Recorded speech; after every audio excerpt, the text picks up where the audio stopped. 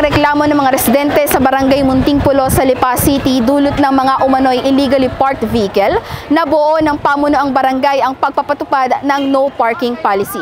Kung ano ang nilalaman at naghihintay ng multa sa mga lalabag, alamin sa report. Bawal na ang pagparada ng masasakyan sa tabing kalsada sa Barangay Munting Pulo sa Lipa City. Base ito sa no parking policy ng barangay na nabuo Pebrero ng nakaraang taon.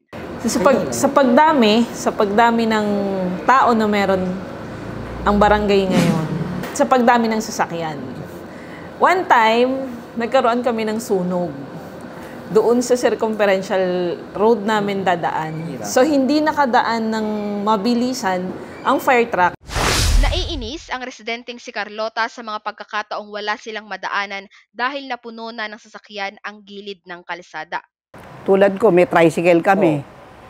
Hindi makalabas yung tricycle ko. Pagka lalabas na o pagpapasok, nahihirapan kami kasi double parking. Yung iba? Oo, double parking yung ano nila.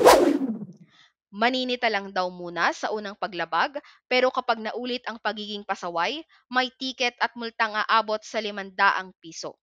So, in the first place, si Kapitan muna, sunod na naulit ulit, papupunta na yun sa tanod. Okay. Ang mag-i-issue na ng ticket ay ang hepe ng aming barangay. 500 po. 500 pesos. Kung ano yung charge sa city, ganun din po yung sa amin. Kasi nakamuwa naman ang policy na ito sa city.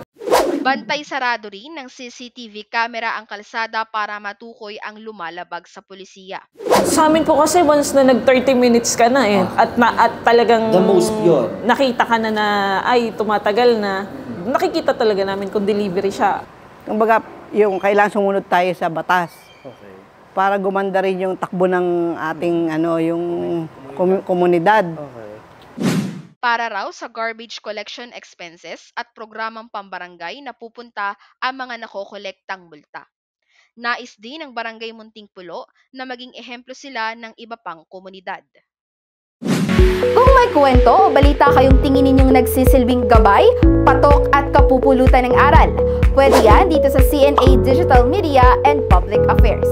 Mag-message lang sa amin at baka kwento nyo na ang susunod naming maitampok.